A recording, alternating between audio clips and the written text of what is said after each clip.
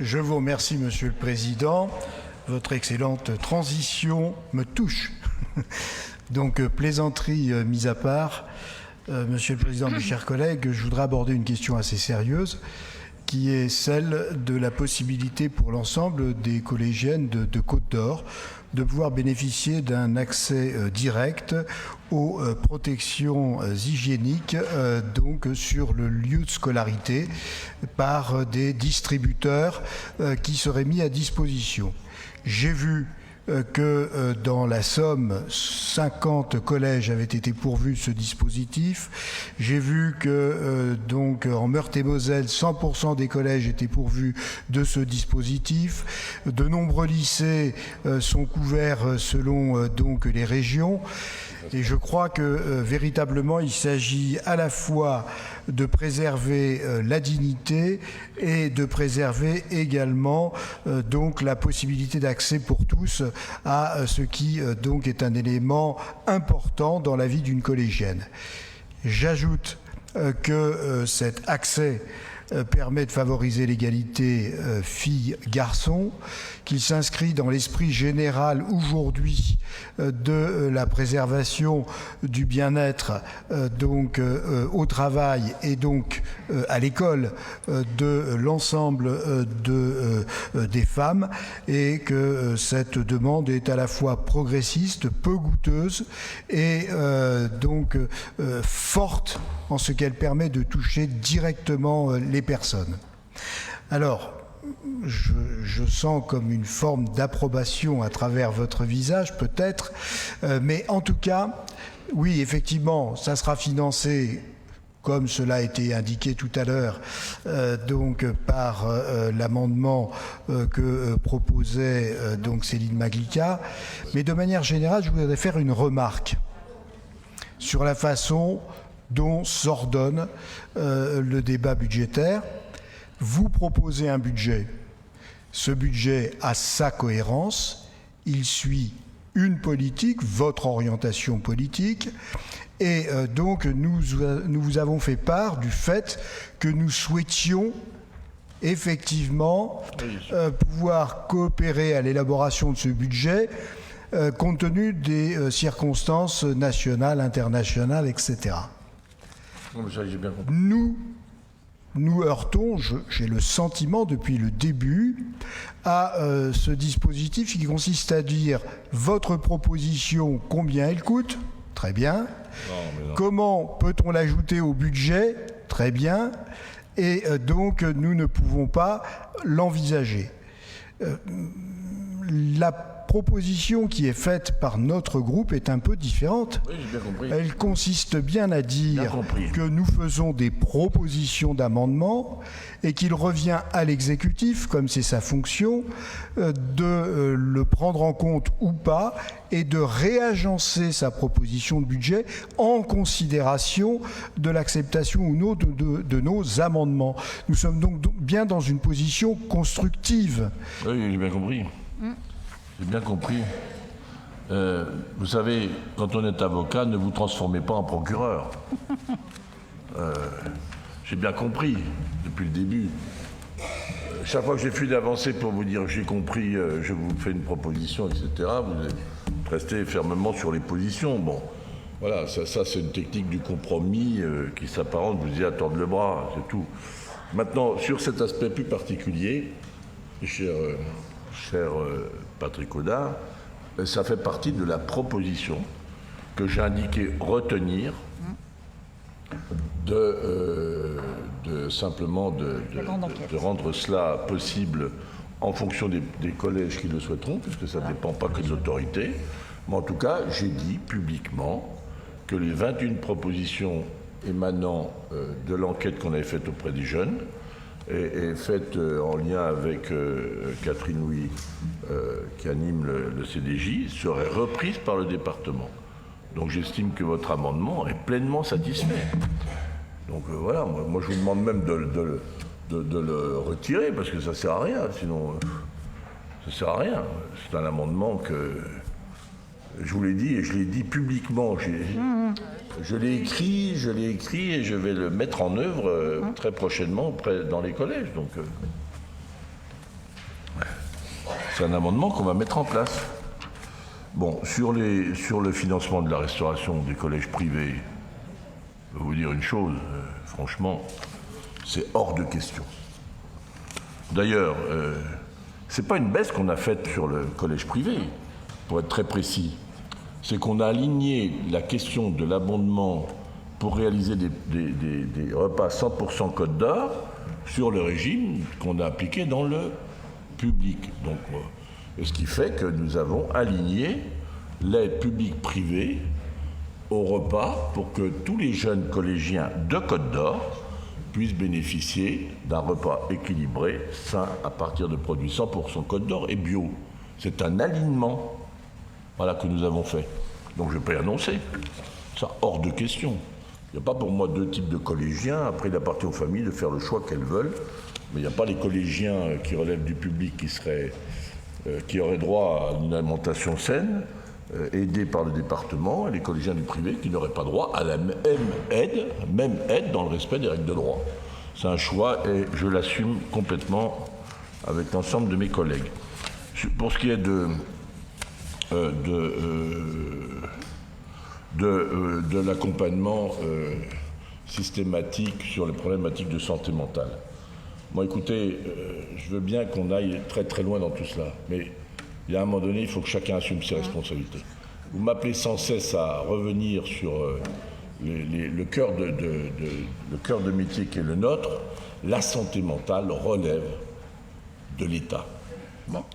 Cela dit, on est allé très en avance, nous. D'ailleurs, l'État a pris des mesures, j'aimerais bien qu'on expertise tout ça, puisque, vous savez, c'est le recours à des heures psychologues, etc. Je ne reviens pas sur ce qu'a dit Mme Louis. Nous avons fait un travail depuis très longtemps, d'ailleurs, en nous engageant, et cette année encore, à hauteur de 240 000 € avec la Maison des adolescents et des parents. J'ai tenu d'ailleurs que ce soit Maison des adolescents et des parents, parce que ça change de nom, vous en souvenez, Monsieur le Président François-Xavier Dugourc. Je vais profiter de cette année d'ailleurs pour expertiser le dispositif Maison des parents et des adolescents pour savoir si effectivement l'objectif que nous avons d'une réponse territorialisée sur l'ensemble des départements, cette promesse est bien réalisée. Je vais l'expertiser, je lis les comptes rendus, mais je souhaite que chacun des conseillers départementaux et des conseillères regarde l'effectivité de cet engagement qui représente un investissement extrêmement important pour le département. Voilà. Tout le monde, je l'ai dit, toutes les structures doivent s'évaluer, s'auto-évaluer ou évaluer leur dispositif et on va les y aider. Donc il n'est pas question d'aller au-delà. Pas question. En revanche, si des fragilités particulières qui relèvent de la protection de l'enfance se décèlent chez un enfant, évidemment que c'est notre responsabilité de les accompagner dans l'aide à la parentalité. C'est ce que nous faisons au quotidien. Voilà, mais on ne va pas se substituer. C'est pas possible parce que c'est un enjeu tellement considérable. Je vous dis, moi, vous savez, je ferais mieux, Billy Chrétien, il faudrait mieux que vous m'adressiez un vœu pour dire au gouvernement, prenez en compte. Moi, je me suis réjoui que ça devienne un enjeu national, ça devienne un enjeu de santé nationale. Mais aujourd'hui, qu'est-ce qui se passe aujourd'hui sur l'enjeu ? On a dit c'est une priorité pour la France. Priorité sur la France, on n'a toujours pas de budget de toute façon. Pardon ? Oui, c'est une cause nationale, pour être très précis.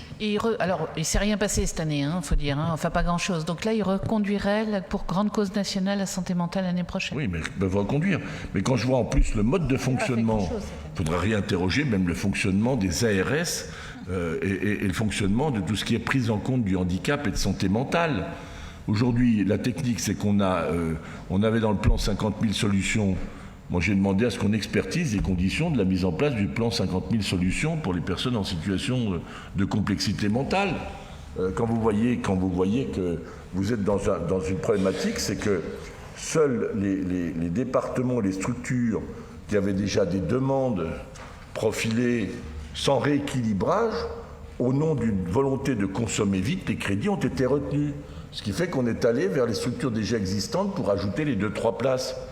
Et nous qui manquons de place aujourd'hui en matière de santé mentale, on m'en avait promis 15. Monsieur Billy Chrétien, on a eu combien, Madame Coin ? 5. On m'en avait promis 15. Hein? Les 5 qu'on m'a promis depuis combien? 3 ans. C'est toujours pas mis en place pour les 5 places. Oui, d'accord, mais enfin, voilà. Donc voilà la réalité devant laquelle on est placé. Madame Hervieux, je vous en prie. Il faut qu'on avance un peu. Je vous en prie. Oui, Monsieur le Président, chers collègues, oui, le sujet de la santé mentale des jeunes est vraiment quelque chose d'important. Je voulais rebondir sur les propos de Madame Louis sur mon soutien psy, les 12 séances qui avaient été mises en place juste après le Covid, parce que très vite on s'était rendu compte de l'impact du confinement sur notamment les jeunes. Mais maintenant, on commence aussi à avoir du recul. Et concernant ce dispositif, les professionnels sont quand même pas payés à la hauteur de la tâche. Et ça, la rémunération à la fois des psychologues, mais aussi des psychiatres, et c'est bien aussi un enjeu au niveau de la formation et dans le recrutement et dans l'attractivité aussi de ce type de discipline qu'il faut aussi mettre en avant. Et je pense que notre collectivité a, de ce point de vue-là, soit par un vœu, soit par des alertes auprès des ministères, de quoi y contribuer. Et puis dire aussi que 12 séances, ça peut être utile pour certains jeunes, voire moins. 2 ou 3 séances et puis après ça va mieux, mais pour certains d'entre eux, pour pas mal d'entre eux, c'est largement plus de 12 séances pour une prise en charge qui s'inscrit dans la durée. Et le président l'a dit aussi, c'est que pour aider les jeunes, il y a aussi travailler avec l'entourage, l'univers familial, et ça demande aussi ça demande aussi des moyens. Mais moi j'allais dire, c'est pas des moyens à fond perdu, c'est des moyens pour l'ensemble de notre société, pour renforcer les piliers que sont les jeunes pour notre société future. Et ça doit être aussi une priorité que nous devons partager. Alors après, il y a les histoires de compétences, bien évidemment. Mais je pense que nous savons que le sujet est suffisamment grave, suffisamment important pour qu'on puisse contribuer et créer des synergies. Si effectivement l'État se lance de nouveau dans quelque chose d'une grande campagne nationale, il va falloir quand même que, encore une fois, même si le nerf de la guerre, il devient un peu cher, mais moi nous considérons, je suppose ici, que ça doit être au-dessus de la pile, au-dessus de la pile. Au-dessus de la pile. Mais ce qui est au-dessus de la pile, c'est que l'État assume ses responsabilités. Ce qui est au-dessus de la pile, Madame Hervieux, je compte sur vous. Allez voir le ministre de la Santé, allez voir le ministre de l'Autonomie. Dites-lui, vous avez promis 15 places pour la Côte d'Or, ce qui n'est pas suffisant. Et nous sommes moins bien dotés que plusieurs départements de la Bourgogne-Franche-Comté et que des départements que je pourrais citer dans d'autres régions de France pour avoir investigué la chose. Voilà, c'est là où il est le problème. C'est qu'il faut qu'on ait des répartitions de moyens financiers qui nous permettent de faire face. Vous ne pouvez pas dans le même temps toujours me dire recentrez-vous sur vos compétences et substituez-vous à l'État. Et à un moment donné, on va droit dans le mur. Moi, ce que je vous demande, c'est de nous aider. C'est de nous aider. Quand vous voyez que même les débats qu'on a à l'Assemblée nationale, je ne vais pas revenir sur ce que je disais ce matin, on nous disait il y a un tel trou dans la sécurité sociale qu'on ne peut pas aider les départements à faire face aux difficultés qu'on leur crée. Enfin, il y a un moment donné, ça veut dire que le dispositif, il n'est plus soutenable. Voilà la réalité des choses. On peut tourner toujours autour du pot, mais la réalité, elle est là. Comment on va financer nos systèmes de sécurité sociale et les problématiques nouvelles? Quelle priorité on va se fixer? Et quel argent? Alors après, il y a des tas de propositions, je ne vais pas faire le débat de l'Assemblée nationale, mais le système n'est plus soutenable, c'est ce que j'observe. Voilà. Tout le monde le dit, ça. Alors là, tout le monde le dit. Au point qu'on a des réformes systémiques qui j'appelle de mes voeux. J'appelle de mes voeux qu'on me confie les missions du médico-social qui sont aujourd'hui assumées par l'ARS. Je souhaite une départementalisation des ARS. Bon voilà, le débat est lancé. Alors j'ai vu que la CNSA, alors qu'elle est une caisse de sécurité sociale, fait une motion pour dire on n'est pas d'accord avec la proposition du gouvernement. Enfin, on va où? On va où? C'est juste pas possible. Vous voulez reprendre la parole, Madame Hervieux? On va peut-être pas prolonger trop aussi. Non, mais je peux refaire le débat de l'Assemblée nationale. Non, faites-moi pas le débat. Non, mais c'est vous qui en parlez. Donc. Non, mais moi j'en parle parce que si je vous disais le fond de ma pensée sur ce qui se passe à l'Assemblée, et on a voté. Je suis consterné. Non, écoutez, la semaine dernière, on a voté, il y a le budget de la sécurité, enfin, on verra demain la conclusion, mais quand même, il y a une étape qui était plutôt intéressante et qui a fait du moins pire du moins pire. Oui, Madame Hervieux, je vous remercie. ce qu'il faudra, c'est voir les conditions d'application. Voilà, c'est tout ce que je dis. Parce que le 1,5 milliard, quand j'apprends que d'ores et déjà, avant même qu'il ne soit voté, il est capté par la CNSA sans même qu'on ait un retour pour ce qui nous concerne, alors qu'on demande simplement de parvenir à 50-50 sur la contribution des AIS, des allocations individuelles de solidarité, il y a quand même un petit problème. Bon, enfin bref, on ne va pas refaire le débat. Alors bon, on a 4 amendements. Moi, ce que je vous propose, c'est que l'amendement déposé par M. Audard, moi je l'estime satisfait, si vous êtes d'accord pour le considérer satisfait. Oui, mais c'est bien ce que je viens de dire, Madame la Présidente. Donc, il est satisfait. Si vous considérez qu'il n'est pas satisfait, moi, je vais le renvoyer en commission, puis vous discuterez des conditions d'application d'un programme que je vais le renvoyer en commission, vous en discuterez sur les conditions, comment on va le mettre en place. Voilà, donc on va le renvoyer en commission, et puis on regardera... moi, je l'amende, c'est-à-dire qu'on va regarder en commission, si vous voulez, c'est ça l'amendement que je rajoute, c'est qu'on va regarder en commission les conditions de mise en œuvre de cette mesure qui relève aussi. Donc je vous demande d'abord de voter l'amendement, vous êtes d'accord? Puis on vote, se renvoie en commission, voilà, et vous allez examiner en commission les conditions de mise en œuvre. Bon, évidemment, pour ce qui concerne... l'amendement de Madame Céline Maguica, les bourses départementales, là aussi, moi j'ai envie de le renvoyer en commission parce que c'est en cours, on l'a décidé, donc c'est pas la peine d'aller, on le renvoie en commission, on discutera, on vous fera une communication, soit vous le retirez, soit on le renvoie en commission, c'est comme vous voulez, mais en tout cas, voilà, on le renvoie en commission.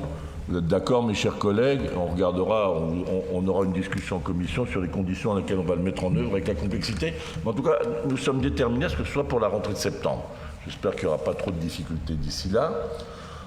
Sur l'amendement de Billy, ça, je crois que de Billy Chrétien, moi, je comprends votre sujet, mais j'allais dire, c'est un amendement qui s'adresse au service de l'État. Il s'adresse au service de l'État. Moi, ce que je vous propose, c'est que vous le retiriez. Non, mais alors, vous savez, on va faire même mieux. Ce que je vous propose, vous le retirez et on préparera un vœu demain, commun, majorité-opposition, sur les problématiques de santé mentale. Ciblant les jeunes. S'il n'y a pas d'accord, vous redéposerez votre vœu. On le retire. On va le discuter, vous allez le discuter avec Madame Coin pour qu'il y ait une alerte qui soit adressée au gouvernement et à l'État sur ces affaires-là. Oui, c'est pas à nous que ça s'adresse. Après, vous allez trouver les voies et moyens. Donc, vous le retirez, je prends acte de ce retrait, et donc, vous discutez demain, c'est une possibilité de faire un vœu commun. Si on n'a pas, vous le redéposez, et il aura le destin qu'on verra demain. Céline Maguica, je regrette de vous dire que je vais le mettre au vote et que je vais personnellement m'opposer, mais vraiment, à fond contre votre amendement. Alors, qui est d'avis de l'adopter? Adoptez votre vœu. Il est inscrit à l'ordre du jour. Voilà. On a inscrit à l'ordre du jour à l'unanimité. Qui est d'avis d'adopter le vœu? Je vois que vous êtes bien ancré à gauche. Qui est d'avis de s'abstenir? Qui est d'avis de voter contre? De voter contre? Non, vous inquiétez pas. Le vœu est donc... l'amendement est repoussé.